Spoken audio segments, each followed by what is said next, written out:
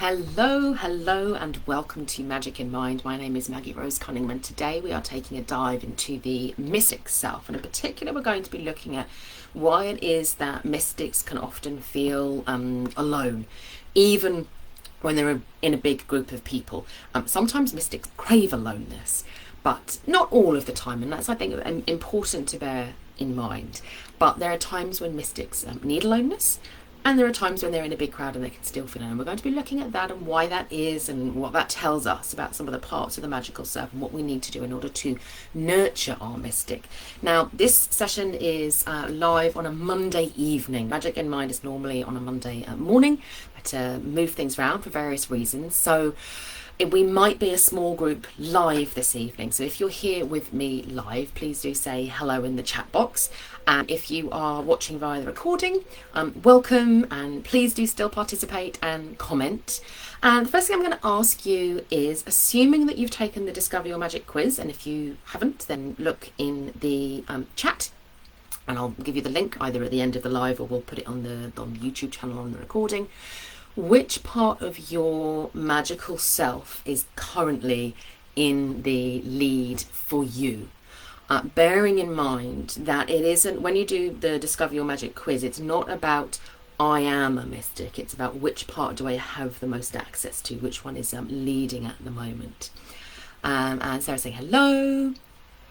And Alexis says, every time I join one of these, you're already talking. I think that's literally just because of the way that the Facebook lives work, Alexis. So I go live and I speak, and then we just do a little bit and welcome people in as they come. So don't worry about it. I do try and do a little bit of a preamble to welcome people in as they go. So which part of your magical self is in the lead, which is the strongest here for you? And what does that mean for you at this moment in time? Obviously, if you're a mystic, then absolutely welcome here. If you're somebody you're thinking, actually, I think I might have an inkling that I know somebody who's a mystic. You know, they often seem maybe a little bit, just sometimes they detach. You know, they say, I need some alone time. There are some clues that we can get that somebody is a mystic. And I'm going to talk a little bit about why that is. But the mystic self is the part of us that is connected to the future, to possibility, let's say. I don't think about it in terms of being able to read the future necessarily and say, oh, this is going to happen and that's going to happen necessarily. The seer and the mystic can both do that a little bit, but it's much more about that sense of possibility. And the mystic connects in with what's possible, what the potential is out there, and then they rely on the rest of the magical self. They'll come back and they'll say, this is possible. This is how ideas are born. This is how evolution occurs. This is how every great thing that has ever been created by humanity, and some would argue some of the quite bad things as well, sadly, particularly if you have a mystic that's not connected to the rest of their magical self, can come into being. So they birth new ideas. They're also the part of our magical self that will go out into the world. So for those of you who practice shamanic practice, you do any form of journeying out beyond into the unseen realms. So we've got the realms of the future, the realms of the past, we've got the unseen realms around us, we've got the spirit world. They do all of that work. They're connected with guidance, and perhaps that's the reason why they're also the source of our faith. You know, that real optimism that everything will be okay, because they can often feel the sense of the divine or of spirit, of something bigger than them, at play in the world. I see we've got a couple of sages here, we've got some seers. So what you're going to want to be thinking about is, how does my sage work with my mystic? How does my seer work with my mystic? So for the sages, for example, this might be about thinking that the sage works with the established facts, in a sense, from the past. Their job is to curate the past and to leave legacy, whereas the mystic is working a lot more with the future and creating change and newness, and that can cause a little bit of tension between the sage and the mystic if one of them is overexpressed or the other, because the mystic likes to change everything and go, let's try this and let's try that, and the sage says, let's work with what's established and what I'm experienced in. So we might need that partnership that way. Mystic and the seer, they can work really, really well together. The seer is much more in the present. It's that feeling of what's in the present moment, that perception, that intuition. So mystics who don't have a strong seer will have lots and lots and lots of ideas, but they won't choose which one is the right one. So the mystic might be able to connect it to all of the possibilities, but the seer in the present moment says, this is the one that we're going with, this is the right one now. So the way in which the magical self works helps with those choices. If you're a healer, this is the ethics piece. So a mystic without a healer might say, oh, we're going to try this, we're going to try this, we're going to try that, without feeling into, is it right?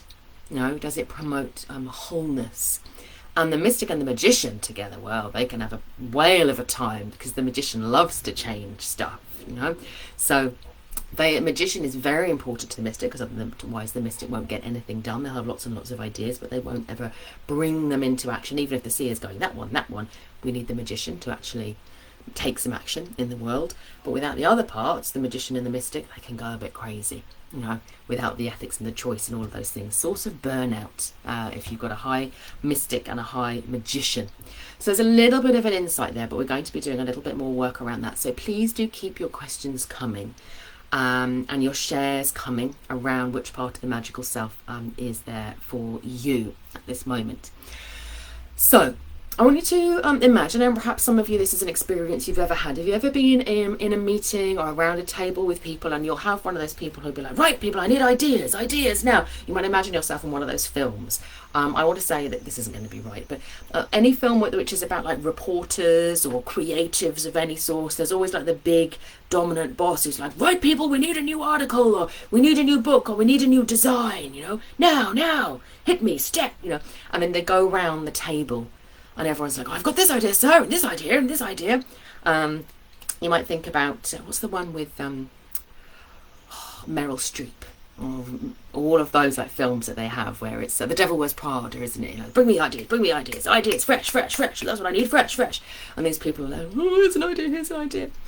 And then we've got a little subgenre which sort of builds on that, where somebody who is perhaps... They've landed the job, we don't quite know how, they've been dreaming of this moment for all of their lives, they've been like an outsider, they don't sort of fit into the group, but somehow they've got in there, and in the narrative of the film, they go, we could try this, or some serendipity, like magic, puts it in their path that they have an opportunity to reveal their magnificent dreams to this pushy boss. And the pushy boss is like, yes, this is the way. Does anyone know that as a sort of narrative that plays out in modern films quite a lot?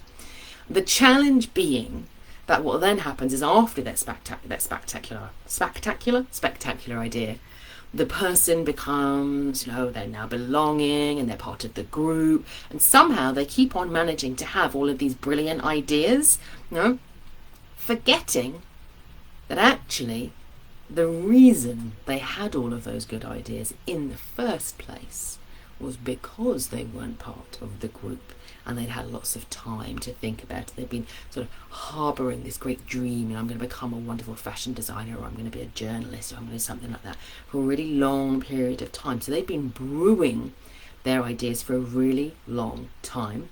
And because they weren't part of the group, like knowing the status quo and what the person wanted, they were able to come with fresh ideas.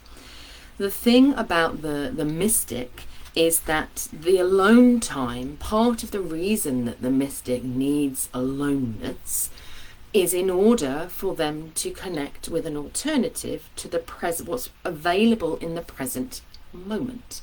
And I don't know about you, but it is actually incredibly difficult to come up with a, fabulous creative idea when someone is breathing down your neck and going, now with you, have the idea now. It doesn't happen. That's just not the reality. There are so many different methods in which we can access creativity, and many of which we don't really think about, but aloneness is really important. And that can be, just to be really clear, so I can get some of my really good best work done when I'm in a group of people, but I feel alone in that space. There's like this sort of ripple effect of energy around me, people sort of bubbling away, but I'm in my space, feeling into the energy and having ideas from that. I'm not connecting with those people individually, one-on-one. I'm using that field as a way of being alone in many ways. And this is important. This is why sometimes mystics choose to be alone in a crowd. But you might find that your ideas come maybe when you're walking in nature. I get mine in the shower. I need that time alone. And I can see that Sarah is saying, I'd never thought of that the unique creativity comes because of being a loner. Yeah, absolutely. When we are in like the center, when we have belonging, full belonging, and we have bought in to this is how we do it, this is the way that it's done, and this is what the person wants, and all of those things, it's really difficult to then be like out of the box, because you're in the box. You can't have out of the box thinking when you're stuck in the box yourself. It's really, really hard to do that. So something I absolutely love being alone, and a lot of mystics do love being alone. But what I want to be clear is that there is some mystics you might go, oh yeah, they go off and they do their own thing, and what is really clear, they need their alone time right now.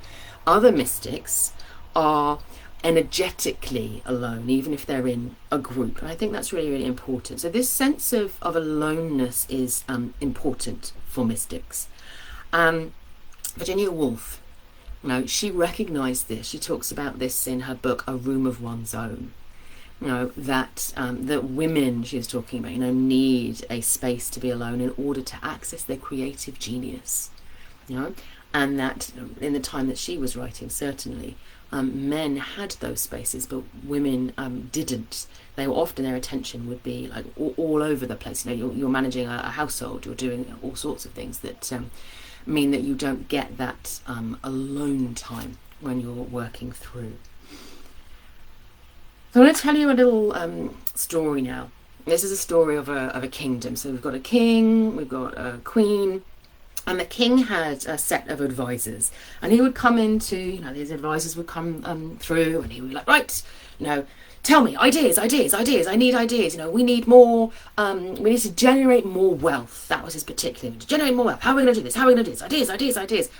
And he had these advisors, and over time, the 12 of the advisors became really, really good at saying the things that he wanted to hear. We can raise this tax, we can do this, we can work the people a bit harder, we can extend the working day a bit. And this kingdom was really, its economy was based on the production of fabrics. So they would just extend the working day, and they would take more, would be taxed when things were sold to other kingdoms, and the wealth was flowing in. And there was a 13th advisor, and the king really just didn't like the advice of the 13th advisor, because they kept coming in and saying, well, maybe we should think about things other than wealth. Maybe 13th advisor lived like out a bit further away from the main thing. They didn't always come to all of the meetings, but when they came, they just say things that the king really didn't want to hear. And what I'm going to tell you is that this did not end well for the king, with his advisors. And the 12 advisors that he had who were supporting him were in that space of not being able to access the creativity to come up with any ideas other than what was already in place, which was more tax, harder working. And so the kingdom was moving into poverty and moving into real decline. And the 13th advisor went off and was like, right, I need to get my creativity hat on now, because nobody else is going to fix this. I'm deeply unpopular with the king. The rest of the advisors, they're not supporting me right now because they just don't want to. But nobody else is going to fix this. And so the advisor was like, right, I know what I need to do. I'm going to go off. I'm going to do it. I'm going to leave that 13th advisor doing that while we think about this idea of creating space. So how might the advisor go about creating enough creative space to say, okay, the king's no longer listening to me. And so I need to find a different way of saving our kingdom at this point. As the Christ is saying, I always feel alone, even when in a room full of people. My thoughts and sense of self is a world away. Yeah. And I think this is an important piece that we'll actually come back to around when we choose aloneness, you know, because for some of us that, that's fine. It's like, yeah, I'm there with my sense of self and I'm connecting. I've got that connection with people, but there's always a part of me that's just like witnessing or watching, and that can be we can feel like, is this wrong? You know, mystics can go, is this wrong? Other people don't talk about having this experience, but I've always got a part of me that's watching or is off. You know, it can be like you're walking in, when you walk through the world, you're seeing so much more than everybody else is. You're seeing all of the ramifications of a conversation is happening now, and that means that this could happen and that could happen, and there's this possibility and that possibility, and I'm tracking all of them at the same time. It can be that you've got so many memories like overlaid. If you're in a particular space that you know really well, you've got those past memories that are present for mystics. They're still there. Now the seer's nice and rooted in the present moment, but the mystic's going, oh, and then that happened, and you know. So the world is in many ways just a little bit bigger for mystics, you know, because their brain's doing this. I'm connected all of the time. And this is how great ideas and new possibilities are born, is through this process. So I'd really like us to celebrate that, and maybe to be a bit kind to mystics. I should say that my lead part is a mystic, by the way. So, you know, sometimes we can feel a bit distant because we're on retreat. You know, I talk about in the planets and runic astrology, I talk about when the planets are retrograde, it's actually because the deity's on retreat. That's them, you know, looking after their mystic and saying, I need to come back with new energies and new ideas to come through. So some of the ways in which we can access this creativity and bring that to ourselves would be the shaman's dream time. You know, I need to have some dream time. We might also think about it as having, we might have seasons. And the mystic is particularly active. If you think about our spring season is when all of the new ideas come out. You know, they're coming out in the world, out in the world. And you might think, oh, that's the mystic, but that's not the place of the mystic, really. That's when the mystic sort of hands over to the magician. And then all of the stuff is happening with the doing, you know, with the magician, and the healer might come out as well.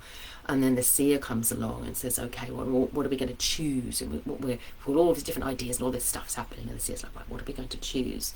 And you know, that cycle of productivity happens.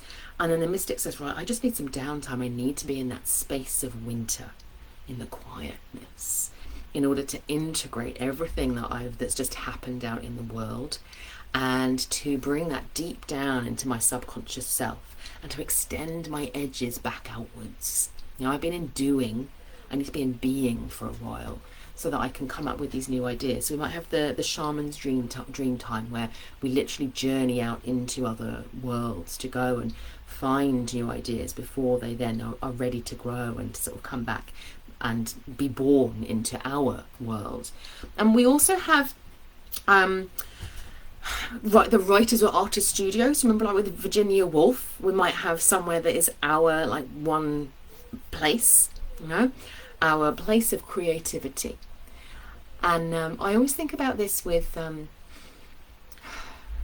when you have a space like Virginia had, you know, she had this room that was her own. Or we think about the shaman's dream time. We might think about the mystic as disconnecting, but what they're actually doing is connecting with an awful lot more. It's the difference between that sense of being alone, A-L-O-N-E, or being all one. You know, all one. All of the boundaries dissolve, and in the quietness I can feel and be present to so much more than I can do when it's busy around me. So I'm actually connecting with the all.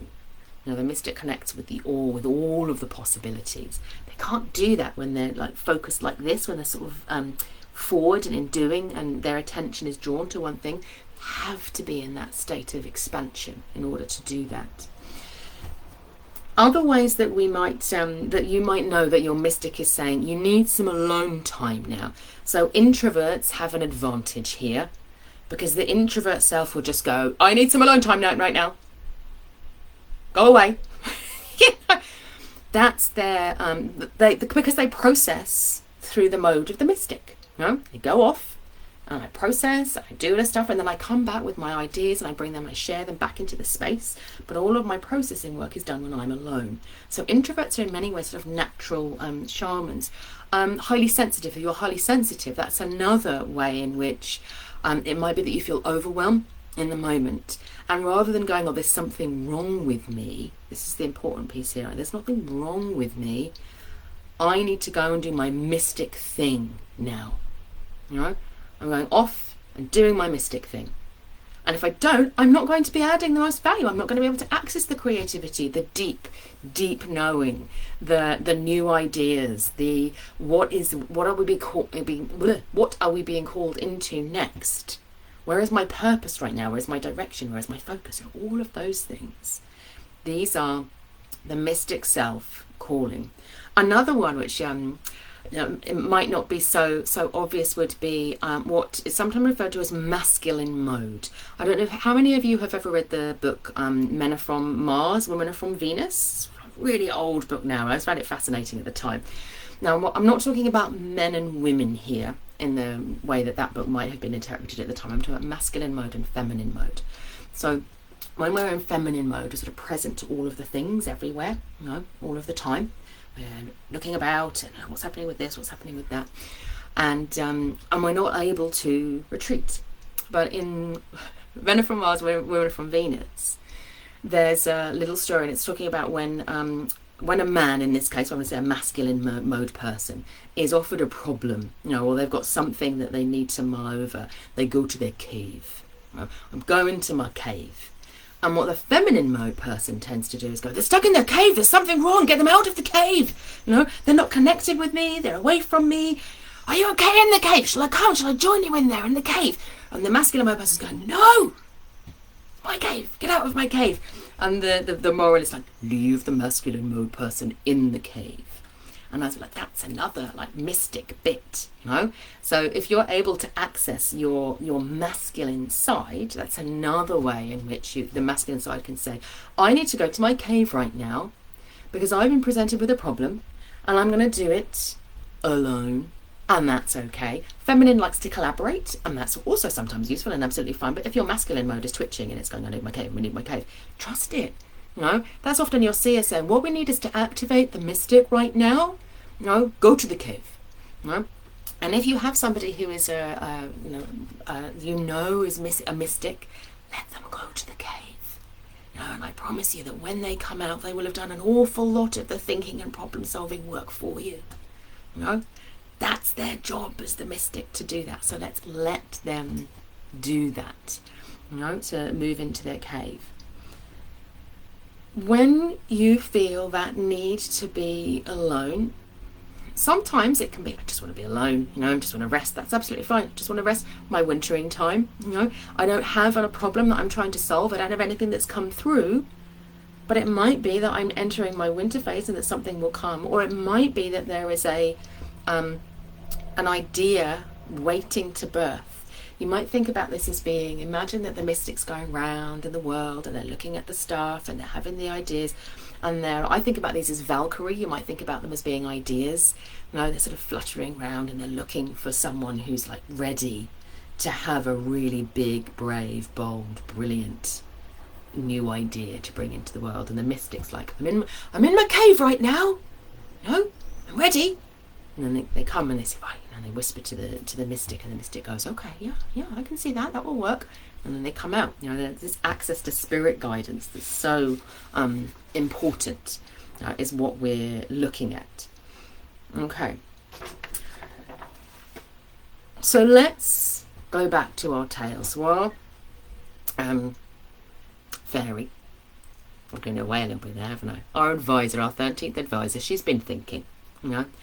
She's been thinking, and she's like, what is it that I'm going to do to sort of, you know, help this? And she is cogitating for a long period of time. She goes on her great spiritual retreat. All of these things happen. And while she's doing that, the king and the queen discover that they're going to have a baby. Yay! You know? Discover that they're going to have a baby. And they send out invitations to the other advisors saying, you know, come, we're going to have a baby, it's going to be brilliant. And what you'll notice is that when the 12 fairy godmothers come to the king and the queen, and they offer all of these gifts to the little baby, whose name is Aurora or Briar Rose, whichever you want to call her. They're all gifts that help her to fit in. She's going to be beautiful, and she's going to play the harp really well, and everyone's going to like her, and we're going to keep the status quo. It's going to keep the status quo. And the 13th fairy, she only, discovers very, very last minute that this is happening. But she realises that actually this is exactly the opportunity that she has been looking for. And so, yes, she's a bit annoyed that, all of this has happened and that she's not got an invitation. But there's some other stuff going on underneath that I think we need to be aware of. So, I told you that the economy upon which the kingdom was built was one of fabrics. One of fabrics. When she woke from her shamanic trance, this particular fairy thought to herself, well, what is needed is for the king to stop taxing his people so much. All of these people, they're sitting there at their spinning wheels, and they're going and they're going and they're going. And what we need is for that industry to stop. That's going to solve some of the problems here. And if it doesn't, then I've got a really, really good backup plan. So she goes along and she says all of the stuff. Look at the princess, this baby princess who's been gifted with all the stuff that's going to make her fit in, and it's all going to be lovely. And then she says, but when she hits her 16th birthday, she will prick her finger on her spindle and die, is what she says. And so what does the king do? He gets rid of all of the spindles. And the fairy godmother, bad fairy godmother, is thinking, great, this is really good. This is giving him an opportunity. He's going to rethink all of this. What's going to happen? He's got 16 years now to get it right, to start to treat his people better. And what does he do? Does he do that? No. He just finds another industry, and he carries on taxing the people and doing all of the stuff. And so it's only 16 years later that our mystic, who has said, I've given him a chance. I've gone, I've seen what's happened, hasn't done it. Now I'm really cross. So she's had a second part of the vision. She says to herself, okay, this new princess has been born into the world, and she's been taught how to fit in, and she's been kept busy all of the time. She's never left on her own. She's got all of these ways of pleasing people with her fabulous harp playing and her embroidery and all of the stuff. Does she ever get a chance to go to her cave? No. So the fairy godmothers basically, what we all need really is to go to our cave, don't we? And I think we need to go to our cave for a really, really long time. And so, as we all know, the princess pricks her finger on the spindle, and she falls down into a deep sleep. But it's not just her that falls down into the deep sleep, is it? No, it's everyone in the kingdom. This is a little bit like, I like to think about it's like the bad fairy sending everyone in the kingdom to their room. I say everyone in their kingdom, it's the palace, isn't it? It's the palace. And we get the thorns around the palace. So it's basically all of the people in charge. They are the ones who get sent to their room. Go into your cave. Go and think about what you've done. And I like to think that in particular, the princess goes off on a fabulous spirit journey and sees all sorts of different possibilities for the way in which her kingdom can operate. So my question for you is, how do you know when you need your dream time? How do you know when you need to go to your cave? You know, what tells you? And do you have any guilt about that? Do you have any guilt about that? Do you think, oh, I can't really do that? Or do you feel, I might be disconnected, or I've got someone running after me and saying, come out of the cave, are you okay? You okay? And you're like, no, I'm absolutely fine. No. What more permission might you give to yourself to go to your cave, to go to your mystic's cave, to birth those new ideas? And what supports you? So for you, is it a shamanic journey, or do you have like a room where you like to go, like Virginia Woolf, that's yours, or is it a long walk, or is it, like being in the shower for a long time? I quite like going to the spa. If I can find like somewhere on my own, I can be like in the steam room, just like on my own, or I can spend a long time in there, really activating my mystic self. So we don't want to wait until a fairy godmother comes along and sends us to sleep for 100 years because we haven't given ourselves the opportunity to connect with our mystic self, and we're stuck. We'd like to be able to activate our mystics more fully. So let me know what your thoughts are on that. On how do you know when your mystic is prodding you and saying you need some alone time right now, whether that's alone on your own, and what are the activities that support you in accessing that wisdom of the mystic. I mentioned to you that I really like to sit in a cafe, surrounded by other people, and they're talking about stuff, and I can really zone out. When I'm in a big crowd of people, I can really zone out. I remember a time I used to work in an office. There were about 50 other people in the office space, and that was my best time that I'd be working with. Like this sort of hum going on around me, and I really get into the zone. And I'm not going to lie to you, there's a couple of times where there was once where I looked up and the whole room was empty. I've been working on this project, the entire room was empty, and I realised that all 49 other people had 15 minutes previously stood up, and they'd all gone to our team meeting, and I was still sitting there just going blah, blah, blah. So it's not about I must be alone. It's about what's conducive to my mystic self. Suzanne says, I just absolutely know and have absolutely no guilt at all. Go, Suzanne. Chris saying, I love to sit in front of my altar early in the mornings when the house is quiet. I really like that. That's really, really nice. Yeah. And these are useful things, is to say, okay, so where is that? Where am I creating space for my mystic self to come through?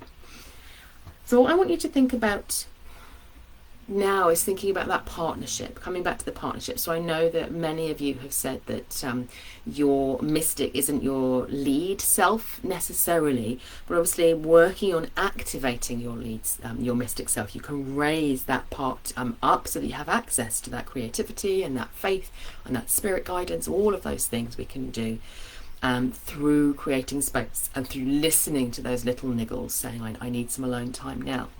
But the thing about the mystic is the fairy godmother could have gone off and sort of had some, gone and done some mystic stuff and thought, no, this is, I need an unconventional approach, is essentially what she said. And she's like, no, the king isn't going to listen to me. And doesn't matter how many times I say we need to stop working our people so hard. But she actually then had to do something about it. And she worked with the other parts of her magical self to do that. So the mystic may have gone and presented her with the solution, but I would say that it was probably her healer who was the one standing up to the king and saying, the system's not working, you're overtaxing the people. Now, that would have been the person who's like the activist, and they are often our first port of call when things are wrong in the world. The healer will sense that there's a system isn't working or people are suffering.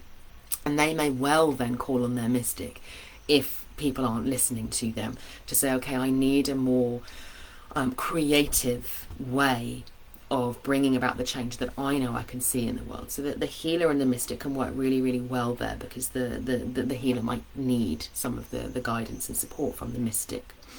Now, the seer would have been the one to sort of say, okay, there isn't... Mystic goes off and sees like these are the possibilities, and what we need is some dream time here, and how we're going to work with this, so we can do some magic with the spindles and things like that. But it would have been the seer who said, okay, now is the time. This baby, has just been born. This is the perfect time to put this plan into operation, because the king might not care about his people, but he cares about his succession. You know? So having that that period, and then it also would have been the seer who would say, okay, 16 years, that's the 16th birthday, that's the right time to do it. So let's give him 16 years to sort himself out, you know, go and get it right. He didn't do that. So the seer then says, right, this is when you need to, it needs to be on the 16th birthday, and that needs to happen. So that's the decisive part that says, do it now. I like to think that the fairy godmother activated her sage in terms of saying, okay, so what I need to do is to have, if my plan doesn't work of the threat, you know, that the of Sleeping Beauty pricking her finger, and therefore they get rid of the spindles, and therefore they have to do something else with a different industry, and that will give the king a little bit of thinking time and perhaps make him into a better person. If that doesn't work, then what do I do next? And I like to think that she went to her magical library and she was like, okay, so I will need to induce a time of reflection and possibility seeking, a sort of shamanic journey over 100-year period. And I'm also going to need a nice circle of thorns around the castle, because I don't want anyone inside the castle to get like hurt or wounded or anything like that. I want to protect them through this time. They need to be in their mystic sleep through that period of time. And I need to trust that they're going to find the answers, and that the princess is going to go and find the answers, and have a vision of the way that her kingdom might be that is different from her father, or maybe her father as well, who knows. And so she went to her library and she found like the spell, you know, the spindle spell, and she found the spell for the thorns, and that's the sage. What is it that I need? What experience do I need to draw on in order to bring about the plan that my mystic has seen, you know, of saying, okay, then we need to create this time of sleep and deep reflection and healing, of soul healing, maybe the way we would look at it. And so she activates her sage. And then the magician obviously executes it. The magician is the one that goes and does the spindle and makes it all happen and brings up the thorns. But I think that the fairy godmother also activated the magician in a slightly different way. So I'm going to suggest that the other 12 fairies were undoubtedly inside the castle when the sleep occurred. Now, it was the birthday, they would have been there to protect, so they would have fallen asleep as well, leaving the kingdom unprotected. And so this is when the fairy godmother, the only remaining advisor, like royal advisor, would have had to step up. You know, she would have had to take charge of the kingdom for the 100 years. Who else is going to do it? You know, it's just like, oh, everyone just, they just, you know, pootled on, and then a prince comes along and saves them. No. I think that came later, the bit with the prince, don't you? You know, the kiss and all of those things. No, I think that it was a 100-year sleep, and then it was done. You know, she's going to, you know, sleep for 100 years, and then she'll be done.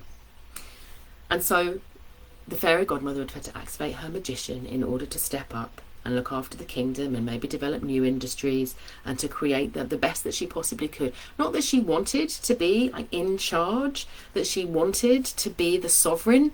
That wasn't her role. She's a mystic. Do you think she wants to sit on the throne all day, every day? No. No. She wants to go on retreat, like Odin, Mercury retrograde, even though it's difficult for all of us. You know, there's a reason that he goes on retreat. He says, you know, if I want to be the best sovereign in the world, I need to go on retreat. But, you know, she's going to step up. She's going to do that for 100 years. And then the princess and the other royals, they're going to wake up. They would have gone on their deep shamanic healing journey. They would have had their dream time, and they would have connected into new possibilities, into purpose, into spirit guidance. And they would be just restored as better human beings, is my take on the Sleeping Beauty story today. As you know, I believe that all of these tales are designed to be like retold in the moment, you know, and that every now and then we get a little bit of a retelling going on. So that's the story of the wicked fairy godmother from the perspective of the mystic. The fairy godmother who doesn't look like the rest of the fairy godmothers and says the unpopular things and seems a little bit detached and doesn't always show up to the meetings on time because she's busy doing something else and she wants to be in her cave and all of those things. You know, that's how we retain that power of the mystic, is by not fitting in. Because when we fit in, we're no longer able to access what is new and unimagined and new and new. I said new quite a few times, haven't I? And innovative and creative. We need to nurture those parts of us. Now, that is not to say that if you have a beloved mystic, that they don't need to be welcomed home when they come back. No, absolutely they do. Just because mystics need alone time and enjoy alone time doesn't mean they want that all of the time. Now, I think that the fairy godmother would have had her feelings very deeply wounded by not being invited to the christening. You know, maybe she always meant to say 100 years of sleep and she went a bit overboard with the whole death thing. You know, oops. I was a bit peeved there that I wasn't welcomed back. You know, it is recognising that the mystics still need to be welcomed home. You know, they still need to be loved and embraced in all of their difference and all of their fabulousness, and be allowed to go off and then be allowed to come back as well. Sarah says, what a creative and insightful retelling of the story. Oh, I know that very well. Chris says, I've always been the misfit, not fitting in is my jam. Yes. So let's celebrate. Let's celebrate that not fitting inness. All of us have the capacity to choose not to fit in one way or another, you know? And I love coming together in groups with other mystics and talking about the experience of being a mystic, but I still need to go off and do other things sometimes. You know, it's allowing ourselves to be fabulously different, you know? It's a wonderful thing. So, yeah. Much as we crave acceptance and validation, you know, it can also be that we become addicted to acceptance and validation, as we might see with the 12 godmothers, that they wanted to feel safe and they wanted to feel validated by the king, and he wanted that in return. He wanted lots of people to say yes to him. Being comfortable with making other people uncomfortable is a very important part of the skill set of the mystic, you know, because when we come and we say, I want to bring change into the world, people just resist change. You know, it's natural. It's that it's the tension of ice and fire. The ice, you know, this is where what we know, where it feels comfortable and it feels familiar and it's easy, and this is what you're asking of me, and it feels a bit edgy and different. Huh? But we need that. We need those mystics to do that. So let us celebrate our mystic selves who, with all of their rebellion and all of their, you know, saying the uncomfortable things sometimes and being a little bit odd or a little bit weird, you know, all of those things. We love them. We love them for it, and we celebrate them for it. And all of us have had an experience of a mystic saying something that we didn't really want to hear because it was much easier to just bury our heads in the sand. But let's remember that eventually, if we bury our head in the sand for too long, we end up being in the cave anyway. You know, some wicked fairy comes along, shoves us in the cave and says, stay in there until you've thought about what you've done. Okay, so celebrating the mystic self. Thank you so much to everybody who has come and joined me.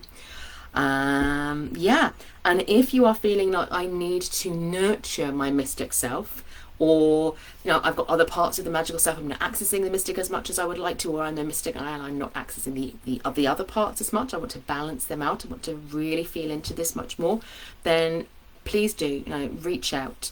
I work personally with people, one-to-one, my private clients, looking at how can we bring their fullness out. And obviously we've also got the Amplify Your Magic program, which looks at all 5 of these parts of the magical self at a much deeper level than we can do in this session today.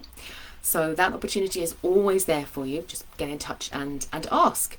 So please do keep the questions coming, the insights coming. Absolutely, you know, hashtag replay, and let me know what has landed with you from this session about the mystic and celebrating the aloneness of the mystic, who can walk through a crowd and still feel alone and be very, very happy there.